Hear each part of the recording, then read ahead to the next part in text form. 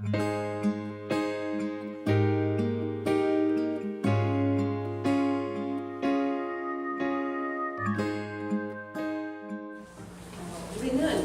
그 약속의 후손으로서 아브라함의 대를 잇는 이삭 이야기를 살펴보고 있습니다. 그런데 오늘 본문인 그 26장의 이야기는 이게 아브라함의 이야기인지 아니면 이삭의 이야기인지 분간이 잘 안 될 정도로 아브라함의 이야기와 유사한 이야기가 등장합니다. 여러분 기억하십니까? 그 아브라함이 약속의 땅인 가나안 땅을 이렇게 떠났다가 아내 사라를 2번씩이나 팔아먹었던 그 이야기 기억하십니까? 예. 오늘 본문의 이삭도 아버지인 아브라함하고 똑같이 자신의 아내를 유일하고 속입니다. 그리고 공경에 처할 뻔한 것을 하나님께서 구해주십니다. 자, 그럼 여러분, 모세는 아브라함하고 이렇게 유사한 이삭의 이야기를 왜 또 우리에게 들려줄까요? 일단 여러분, 사람들이 아브라함을 믿음의 조상이라고 부릅니다. 맞습니까? 근데 그러나 이제 그동안 우리가 아브라함의 이야기를 살펴보았지만 아브라함이 믿음의 조상이 된 것은 아브라함의 믿음의 실력이었습니까? 아니면 하나님께서 아브라함을 믿음의 조상으로 만들어주신 하나님의 능력이었습니까? 하나님의 능력이었습니다. 하나님은 우리처럼 실수하고 연약하기 짝이 없는 아브라함을 마침내 독자 이삭까지 바칠 수 있도록 하나님만을 의지하고 하나님만을 신뢰할 수 있는 자리로 인도하셨습니다. 그래서 성경은 이제 아브라함의 대를 이어 새로운 약속의 믿음의 후손이 되는 이삭 역시 동일하다는 것입니다. 이삭이 참된 믿음의 후손이 되는 것은 이삭의 능력이 아니라 하나님께서 이삭을 믿음의 자리로 데려오셔야 한다는 것입니다. 그래서 오늘 본문은 먼저 믿음의 후손인 이삭 역시 그의 신앙의 출발은 아버지인 아브라함하고 전혀 다를 바 없이 나약하고 무능한 존재라고 말하고 있는 것입니다. 즉 오늘 본문은 이삭처럼 부름받은 우리들이 얼마나 나약하고 무능한 존재인지, 얼마나 구제불능의 불신앙인들인지를 다시금 확인케 하고 있습니다. 그러나 그럼에도 불구하고 오늘 본문이 더 중요하게 우리에게 말하고 싶은 것이 있습니다. 그게 뭐냐면 바로 하나님의 약속, 하나님의 약속을 하나님이 친히 이루심이라는 것입니다. 여러분 오늘 본문의 1절을 함께 보시죠. 1절을 보시면 가나안 땅에 또 첫 흉년이 들었다는 말로 또 흉년이 들었다는 말로 시작하는 거 보이십니까? 예. 그래서 마치 아브라함이 흉년을 피해 약속의 땅인 가나안 땅을 벗어나 애굽으로 내려갔던 것처럼 이삭 역시 지금 어디로 가려고 합니까? 애굽이라고 안 나와 있는데 1절에 보면 어디죠? 그랄 보십니까? 그랄? 예, 그랄로 내려가려고 합니다. 자, 여러분 그랄이 어디냐면 블레셋 족속의 지역인데 애굽하고 약속의 땅인 가나안 땅하고 거의 가나안 땅의 끝에 경계 지역입니다. 그러니까 여차하면 넘어가면 어디냐면 애굽이에요. 자, 그러면 지금 이삭은 그랄로 내려갔다는 건 지금 어디를 향하여 내려가고 있다는 것입니까? 애굽을 향해 가고 있다는 것입니다. 즉 이삭 역시 아버지인 아브라함처럼 흉년을 피해서 약속의 땅인 가나안 땅을 어떻게 하려고 있죠? 벗어나려고 하고 있는 것입니다. 자, 근데 여러분 오늘 본문이 아브라함이 이야기하고 유사하긴 하지만 차이점이 있습니다. 혹시 뭔지 아십니까? 2절입니다. 2절을 보시면 자 2절을 같이 한번 읽어보겠습니다. 시작. 여호와께서 이스라엘에게 나타나 이르시되 애굽으로 내려가지 말고 내가 내게 지시한 땅에 거주하라. 지금 2절에 보시면 하나님께서 이삭에게 친히 나타나시는 거 보이십니까? 그리고 뭐라고 말씀하시냐면 애굽으로 내려가지 말고 어디에 머물라고요? 지시하는 땅에 머물라고 말씀하시죠. 여러분 아브라함 때는 아브라함이 약속의 땅을 떠나서 애굽이나 그랄로 내려갈 때 하나님이 직접 나타나셨습니까? 아니면 그냥 두셨습니까? 기억이 안 나시는군요. 그냥 두셨습니다. 친히 나타나시지 않으셨어요. 어떻게 나타나셨냐면 사라가 빼앗긴 다음에, 아내를 빼앗긴 다음에, 그 다음에 아브라함에게 나타나셨던 것이 아니라 애굽의 바로왕이나 그랄의 아비멜렉 왕한테 나타나셔서 사라를 구해주셨습니다. 기억하십니까? 예. 그런데 오늘 본문에서는 하나님께서 지금 이삭에게 어떻게 하고 계시죠? 먼저 친히 나타나셔서 약속의 땅을 벗어나지 말라고, 그러면서 애굽으로 가는 것을 미리 막으시는 거 보이십니까? 예. 뿐만 아니라 또 다른 점이 뭐냐면, 여러분 2절에 지금 우리가 읽었던 그 후반절, 내가 네게 지시한 땅에 거주하라고 말씀하시면서 3절과 4절을 우리 같이 한번 읽어보겠습니다. 읽겠습니다. 시작. 이 땅에 거주하며 내가 너와 함께 있어 내게 복을 주고 내가 이 모든 땅을 너와 네 자손에게 주리라. 내가 내 아버지 아브라함에게 맹세한 것을 이루어 네 자손을 하늘의 별과 같이 번성하게 하며 이 모든 땅을 네 자손에게 주리니 내 자손으로 말미암아 천하 만민이 복을 받으리라. 여러분이 지금 읽었던 이 약속의 말씀 어디서 처음 보시는 것입니까? 아니면 누구에게 했던 약속 같습니까? 예, 누구한테 했던 약속이죠? 아브라함한테 하나님께서 아브라함을 부르시면서 했던 약속의 말씀입니다. 근데 지금 3절을 보시면 하나님이 뭐라고 하시냐면 이삭에게 지금 뭐를 주겠다고 하십니까? 뭐를? 복을 주겠다고 하는 거 보이십니까? 근데 그 근거가 뭐냐면 그 3절 후반절에 보시면 하나님께서 아브라함하고 뭐 하셨던 거요? 그러니까 약속하셨던 것을 이루기 위해서라고 말씀하는 거 보이십니까? 예. 지금 그리고 4절도 보면 마치 아브라함이 복의 근원이 되었던 것처럼 하나님께서 아브라함의 약속을 근거로 이제 이삭도 역시 또 다른 복의 근원으로 만드시겠다고 하는 거 보이십니까? 예. 여러분, 지금 하나님께서 이삭에게 하시는 말씀의 핵심이 뭡니까? 지금 아브라함하고의 약속 때문에 이삭에게 복을 주시겠다는 겁니다. 여러분, 여기서 하나님께서 이삭에게 복을 주신다라고 할 때 이 복은 무엇입니까? 단순히 잘 먹고 잘 사는 것입니까? 네, 우리가 아니라고 여러 번 배웠죠. 여러분, 성경이 말하는 복은 단순히 잘 먹고 잘 살을 이야기하는 차원이 아니라고 했습니다.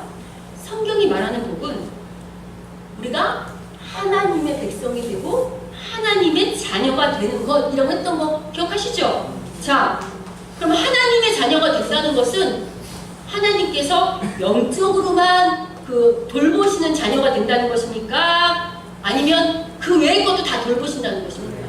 그렇죠. 하나님의 자녀가 된다는 것은 영적으로만이 아니라 하나님께서 눈에 보이는 현실에서도 다 간섭하시면서 우리의 인생을 책임지겠다고 하시는 겁니다. 그렇죠?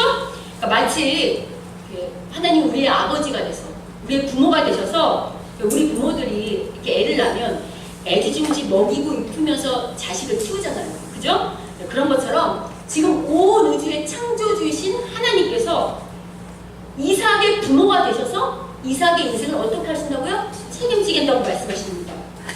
여러분, 하나님께서 이러한 약속을 어떻게 신실하게 지키시는지 우리 아브라함 이야기에서 봤으니까 보지 않았습니까? 확인했죠? 아브라함에게도 너는 복의 근원이 되고 복이 되고 복의 근원이 된다고 말씀하시고 영적으로만 돌보신 게 아니라 현실 속에서 아브라함의 모든 필요를 책임지셨죠. 그래서 실제로 아브라함이 뭐가 됐죠? 거부가 되었습니다. 맞죠? 여러분, 구약에서 거부가 되었다는 것이 상징하는 것은 이 부름받은 아브라함이 오직 하나님만을 의지하고 하나님만을 신뢰하는 참된 자녀가 되었다는 것을 상징하는 거라고 했습니다. 맞습니까? 예. 그래서 지금 이삭에게 복을 주는 그 또 다른 근거가 5절에 등장하는데, 지금 5절에 하나님 뭐라고 말씀하시냐면, 내가 너한테 왜 복을 주냐면 누가 하나님 말씀에 순종했기 때문이랍니까? 예, 아브라함이 하나님의 명령들을 다 지키고 순종했기 때문에 이삭에게 복 준다. 그것을 이유로 복을 준다. 이렇게 말씀하시는 거 보이십니까? 예. 근데 여러분, 여기서 우리가 한번 또 생각해 봐야 될 것이, 우리가 창세기 22장 16장에서 이미 살펴본 것처럼 아브라함이 하나님께 순종했던 것, 그 순종의 그 실력까지 그게 아브라함의 능력이었습니까? 아니면 오랜 세월 아브라함을 책임지셨던 하나님의 능력이었습니까? 예. 하나님께서 하나님 명령이라면 아멘 하도록 아브라함에게 한량 없는 은혜를 베푸셨던 하나님의 돌보심에 대한 아브라함의 반응이었습니다. 지금 하나님은 아브라함이 하나님만을 온전히 섬기며 순종할 수 있도록 아브라함의 인생을 책임지셨던 것처럼 지금 누구의 인생도 책임지시겠다는 겁니다. 이삭의 인생도 책임지시겠다는 겁니다. 이삭이 신앙이 좋아서가 아니라 지금 막 애굽으로 내려가려고 했잖아요. 흉년을 피해서. 그런 연약함과 그런 무능함에도 불구하고 지금 먼저 찾아와서 야, 흉년이 들었다 걱정하지 마라. 내가 네 아버지 인생 책임졌던 것처럼 네 인생도, 아니 네 자손의 인생도 책임질게 라고 말씀하시면서 먼저 손 내미신 하나님, 이 하나님의 신실하심 느껴지십니까? 여러분, 하나님께서 만약에 여러분이 이삭이라고 한다면 이렇게 먼저 찾아오셔서 이렇게까지 말씀하시는데 흉년피 애굽으로 가겠습니까? 아니면 하나님의 약속 믿고 그 머물라고 하는 그 땅에 그냥 머물겠습니까? 네. 머물러야죠. 그래서 6절을 보세요. 6절. 그 6절을 보시면 자, 이삭이 어떡하죠? 예, 가나안 땅으로 내려가지 않고 그 경계선에 있던 그냥 그랄에 머뭅니다.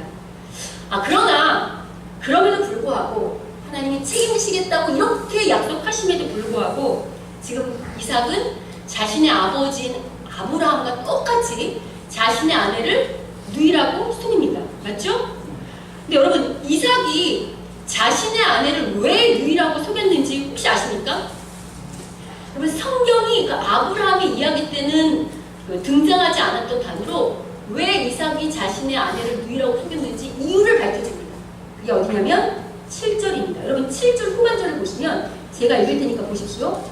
후반절에 보시면 리브가는 보기에 아리따움으로 그곳 백성이 리브가로 말미암아 자기를 죽일까 하여 그는 내 아내라 하기를 어떻게 했다고요? 예, 두려워했답니다. 지금 이삭이 자기 아내를 누이라고 속였던 이유가 뭐라고요? 두려움. 이삭의 문제가 두려움이었다는 것을 성경은 9절에서 또 고백합니다. 또 고발하고 있는데, 자, 9절 보시면 거기 보세요. 이 아비멜렉이 불러서 쭉 말하죠. 그러면서 네가 왜 누이라고 했냐? 그랬더니 이삭이 그에게 대답하여 내 생각에 그로 말미암아 내가 어떻게 될까요? 죽게 될까? 어쨌다고요? 두려워했다는 거 보이십니까? 예. 즉 이삭의 문제는 두려움이었습니다. 근데 여러분, 이 두려워하다라는 그 히브리어 동사가 야레거든요. 야레. 근데 요 흥미로운 것은 이 야레라는 동사가요. 그 사람들 이렇게 세상 사람을 두려워할 때는 두려워하다지만 하나님께 사용될 때는 두려워하다는 의미보다는 경외하다라는 의미가 더 많이, 그런 의미로 더 많이 쓰입니다. 자, 여러분, 우리가 생각해 볼 게 있습니다. 여러분, 이삭이 누구죠? 아브라함. 그렇죠. 그냥 아브라함의 아들이 아니라 하나님의 약속의 자녀입니다. 그냥 약속의 자녀가 아니라 자신의 어머니인 사라가 생리가 끊어졌음에도 불구하고 하나님께서 그 약속을 친히 이루시기 위해서 아브라함에게 안겨주셨던 하나님의 능력으로 나왔던 믿음의 자녀입니다. 맞습니까? 자, 그러면 이삭이 어릴 때부터 하나님은 이삭이 어떻게 태어났는지, 그리고 하나님께서 어떻게 신실하게 자신의 약속을 지키시는 분인지를 어릴 때부터 귀에 딱정이가 않도록 들었습니까? 들었겠습니까? 안 들었겠습니까? 들었겠죠. 그뿐만 아니라요. 여러분, 잘 생각해보시면 이삭이 아버지가 이삭 밭이라고 하잖아요. 하나님께서. 그래서 아버지 따라가가지고 실제로 제단에 누워본 사람이죠. 근데 하나님이 그때 왜 그런 명령을 하셨는지, 왜 그런 이유를 말씀하셨는지 이삭을 이제 자기 아버지인 아브라함하고 하나님하고 대화하는 것을 옆에서 다 듣고 본 사람입니다. 그렇죠? 그것도 모자라서 오늘은 하나님이 친히 그 이삭 앞에 직접 나타내셔서 애국으로 내려가는 것을 막으시죠. 내려가는 것만 막으십니까? 걱정하지 마라. 내가 복 줄게. 내가 네 인생 책임질게 라고 하나님께서 이렇게 신이 나타나셔서 말씀하시는 거 보이십니까? 이런 것들을 실제로 경험했음에도 불구하고 지금 이삭이 두려워한다는 것은 이 하나님의 약속을 온전히 신뢰한다는 것입니까? 아니면 신뢰하지 못한다는 것입니까? 그렇습니다. 우리가 하나님을 온전히 신뢰하지 못할 때 나타나는 특징 중에 하나가 바로 두려움입니다. 지금 이삭은 하나님이 더 커 보이는 겁니까? 아니면 세상이 더 커 보이는 것입니까? 세상이 더 커 보인다는 것입니다. 여러분, 어디 이삭만 그렇습니까? 오늘 하나님께서 이삭에게 했던 이 모든 약속의 말씀 누구에게 하시는 말씀일까요? 바로 우리들에게 하시는 말씀입니다. 하나님은 아브라함이나 오늘 본문의 이삭처럼 늘 우리에게 먼저 찾아와 손 내미시면서 걱정하지 마라. 내가 책임질 테니 너희들은 나만 믿고 따라와라 라고 말씀하십니까? 하시지 않습니까? 말씀하십니다. 그러나 그럼에도 불구하고 우리 가운데 두려움이 있습니까? 없습니까? 있습니다. 제가 참 이제 부끄러운 고백인데 저희 남편이 이제 사업이 많아고요. 제가 이제 가장이 돼가지고 생계를 꾸려갈 때가 있었습니다. 근데 이제 그때 제가 이제 가장이 됐을 때 제가 어떤 걸로 생계를 꾸려가야 되냐면 제가 사역자니까 당시 제가 중고등부 그 교회학교 중고등부 파트 사역자였어요. 무슨 사역자였다고요? 파트. 그러니까 파트니까 사례비가 넉넉하지 않았겠죠. 근데 이제 그때 이제 저희 아들이 중학생 때였어요.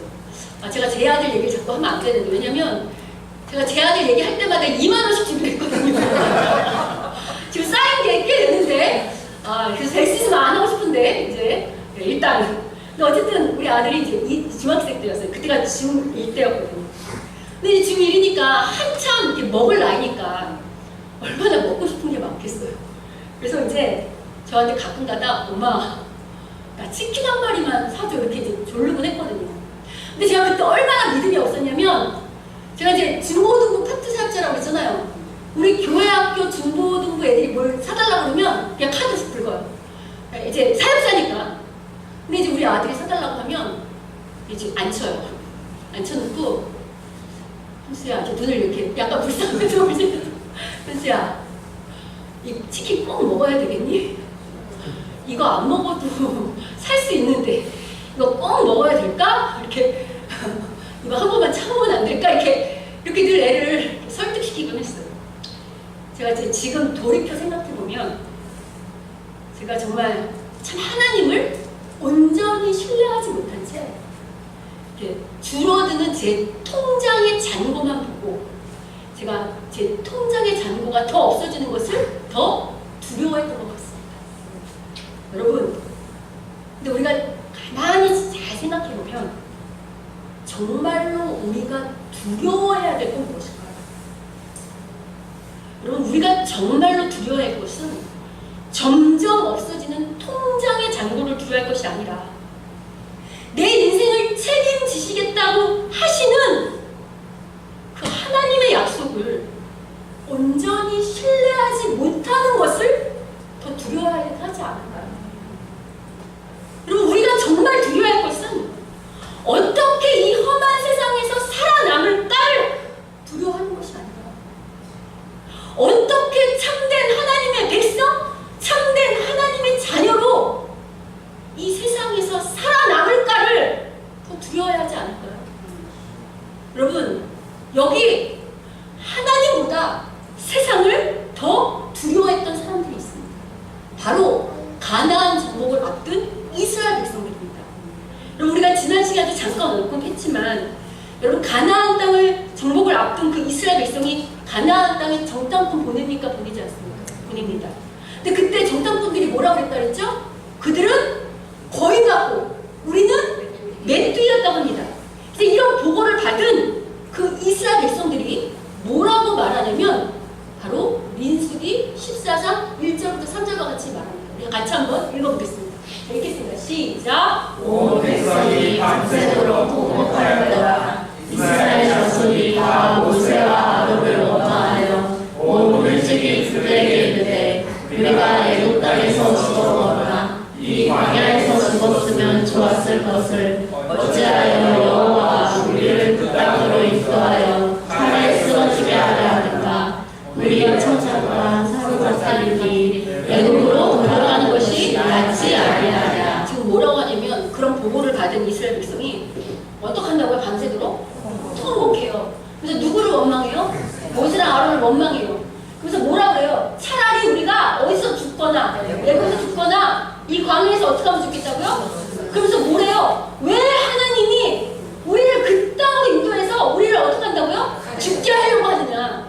그러면서 어떤 게 낫대요? 애굽으로 돌아가는 게 낫대요. 여러분, 지금 광야 이스라엘 백성들은 하나님을 더 두려워합니까? 아니면 세상을 대표하는 가나안을 더 두려워합니까? 예, 세상을 더 대표하는 가나안을 더 두려워합니다. 그러면서 지금 뭐라 그래요? 하나님의 백성으로 사는 것보다 차라리 세상의 노예로 사는 것이 더 낫다고 말하는 거 보이십니까? 여러분, 이거는 마치 오늘날 우리가 하나님의 자녀로 부름받았지만 그 말씀대로 살다가는 죽을 것만 같아서 하나님 말씀과 상관없이 세상 사람들처럼 똑같이 사는 것과 동일합니다. 근데 여러분, 이렇게 하나님보다 세상을 더 두려워했던 이 광야 이스라엘 백성 어떻게 됐는지 아십니까? 바로 이렇게 됐습니다. 민수기 14장 28절부터 30절입니다. 같이 한번 보겠습니다. 자, 읽겠습니다. 시작. 그들에게 이르기를 여호와의 말씀에 내 삶을 두고 맹세하노라. 너희 말이 내 귀에 들리는 대로 내가 너희에게 행하리니 너희 시체가 이 광야에 엎드러질 것이다. 너희 중에서 20세 이상으로서 계시는 자, 곧 나를 원망한 자 자손과 여분의 아들 갈렙과 분의 아들 여호수아에 내가 맹세하여 너희에게 살게 하리라. 한 땅에 결단코 들어가지 못하리라. 여러분, 지금 이 사람들 지금 하나님이 뭐라고 하냐면 원망한 자 전부 다 약속의 땅인 가나안 땅에 들어갈 수 있답니까? 없답니까? 못 들어간다고 합니다. 뿐만 아니라 뭐라고 말씀하시냐면 33절, 34절도 같이 한번 보겠습니다. 시작. 너희 자녀들은 개미치고 너희의 시체가 광야에서 손을 들기까지 40년을 광야에서 방황하는 자가 되리라.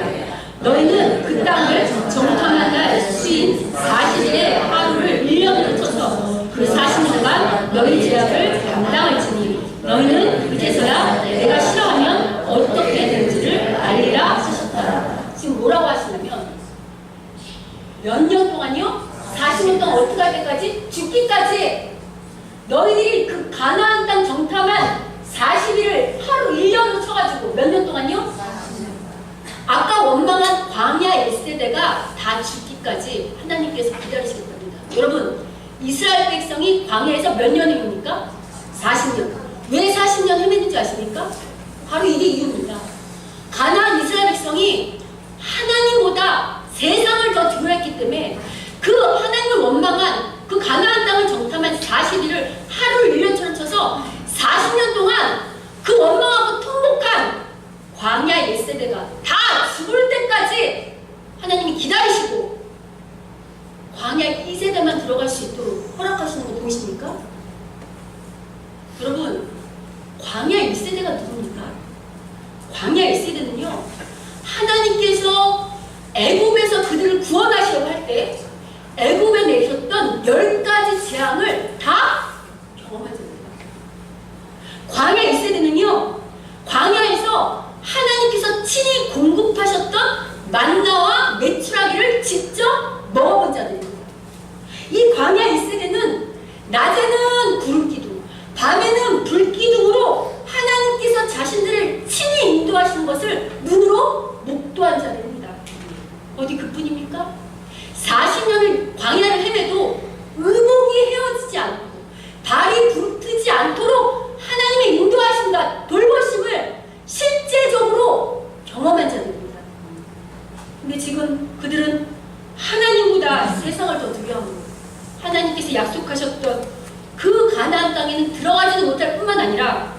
지금 어떻게 된다고요? 광야에서 먹다 죽다 하는 인생으로 막을 내린다는 것입니다. 여러분, 오늘 하나님의 자녀로 부름받은 우리들도 동일하지 않을까요? 마치 이삭이 하나님을 직접 만났던 것처럼, 그리고 광야 이스라엘이 하나님의 기적의 돌보심을 경험한 것처럼 우리도 그동안 참으로 많은 하나님의 인도하심과 돌보심을 경험했습니까? 경험하지 않았습니까? 예! 그런 하나님의 은혜를 경험했음에도 불구하고 우리 역시 하나님보다 세상을 더 두려워함으로 이 세상에서 겨우 예배만 누리면서 먹다 죽다 하는 인생으로 끝나고 있지는 않습니까? 여러분, 오늘 우리가 두려워하는 것은 무엇입니까? 내 생계를 책임져야 하는 일터입니까? 아니면 나에게 이익을 주는 그 사람입니까? 아니면 모아도 모이지 않는 통장의 잔고입니까? 그것도 아니면 죽음입니까? 여러분, 이분이 누군지 우리가 사진을 한번 볼 건데, 자, 이분이 누군지 아십니까? 옆에 써있죠? 월남 이상재. 여러분, 이분이 이제 누구시냐면 일제 그 우리 강점기 그 식민시대에 그 기독교인이었어요. 기독교인이면서 독립운동가이면서 청년대 사상가, 청년들을 계몽하는 그런 운동을 하시는 분이었어요. 근데 이제 일제 강점기 시대에 일본이 어떻게 했냐면요, 한국의 지도자들, 명사들을 다 불러다 놓고서 자신의 그 일본의 무기창고로 이 사람들을 데려가요. 그래서 이제 무기창고를 다 보여주는 거예요. 근데 여러분, 일본이 왜 그 명사들을 불러다가 무기창고를 보여줬을까요? 이제 명사들이니까 우리나라의 그 지도자들, 거의 생각 있는 그 지도자들급이잖아요. 그럼 이제 우리나라의 지도자들급인 이 사람들을 데려다가 이렇게 현대적인 무기가 있으니까 너희들 괜시리 독립운동 같은 거 할 생각하지 말고 차라리 누구 편이 되라는 거예요? 일본 편이 되라고. 그렇게 그러면 내가 너희들의 앞길도 봐주겠다는 회유인 동시에 겁박이겠죠. 일본이 무기창고만 다 보여준 게 아니고요. 그 무기창고를 다 보여준 다음에 명사들을 이제 한 사람 한 사람한테 그 무기창고를 본 소감을 물어요. 근데 그때 이 월남 이생재 선생님이 순서가 딱 됐을 때 이분이 뭐라고 말씀하는 줄 아십니까? 이렇게 말씀하십니다. 자, 읽어보겠습니다. 시작. 칼을 쓰는 자 칼로 망한다. 뭐라고요? 칼을 쓰는 자 칼로 망한다. 여러분, 이거 누가 한 말인지 혹시 아십니까? 베드로. 여러분, 이 얘기 마태복음 26장 52절에서 예수님께서 하신 말씀입니다. 여러분, 지금 이상재 선생님이 사시던 시대가 어떤 시대라고요? 일제 식민지 시대. 여러분, 일제 식민지 시대면 일본인의 말 한마디면 목숨이 어떻게 하죠? 오락가락 하던 시대예요. 근데 지금 이상재 선생님은 세상을 더 두려워한 것입니까? 아니면 하나님을 더 두려워한 것입니까? 예, 당장 자신의 목숨을 위협하는 것보다 그 세상보다 하나님을 더 경외한 것입니다. 여러분, 세상보다 하나님을 더 두려워하고 경외한 분이 어디 이상재 선생님 뿐이겠습니까? 누구보다 우리의 본이 되시는 예수 그리스도 역시 자신을 죽이려는 세상을 두려워하지 않고 누구만을 경외했죠? 오직 하나님만을 경외함으로 십자가를 지라는 하나님 말씀에 죽기까지 순종하지 않으셨습니까? 근데 여러분, 결과가 어떻게 됐습니까? 결과가 하나님께서 예수님을 부활시키셨을 뿐만 아니라 하나님의 우편에 앉으셨습니다. 그렇죠? 여러분, 오늘요, 비록 사람이 두려워서 자신의 아내를 누이라고 거짓말했던 이삭이었지만 그럼에도 불구하고 약속의 땅인 가나안 땅을 떠나지 말라는 그 명령에 순종한 이삭에게 그 이삭을 하나님이 어떻게 책임지셨는지 아십니까? 우리 아까 26장에 11절 한번 보십시오. 오늘 본문의 11절을 보시면 아비멜렉이 이에 모든 백성이 명하여 이르니 이 사람이나 그 아내를 범한 자는 죽이리라 하면서 하나님께서 아비멜렉을 통해 이삭의 생명을 보호하는 거 보이십니까? 뿐만 아닙니다. 12절을 같이 한번 읽어보겠습니다. 자, 읽겠습니다. 시작. 이삭이 그 땅에서 농사하여 그의 100배 나오고 여호와께서 지금 이삭이 그 땅에서 농사해서 얼마나 얻었다고요? 100배요. 여러분 성경에서 100배라고 말하는 것은 당시 시대에 기대할 수 있는 가장 큰 성공을 말하는 것입니다. 그래서 13절에 뭐라고 말해요? 그 사람이 창대하고 왕성할 마침내 뭐가 됐다고요? 예, 거부가 되었다고 말합니다.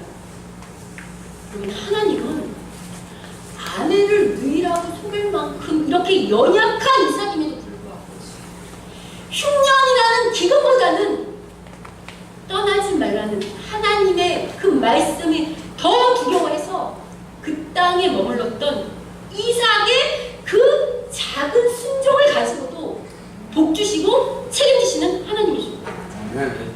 여러분 저는요 우리 승일교회 성도님들이 성경이 말하는 이 복을 누리는 자들이 되기를 간절히 소원합니다. 이게 영적으로만 하나님의 참된 자녀가 되는 게 아니고요. 실제로 오늘 본문에 등장하는 이삭처럼 인생을 책임지시고 복을 주시는 이 하나님을 경험하기를 소원합니다. 아멘. 근데 여러분 제가 이렇게 설교 끝내잖아요.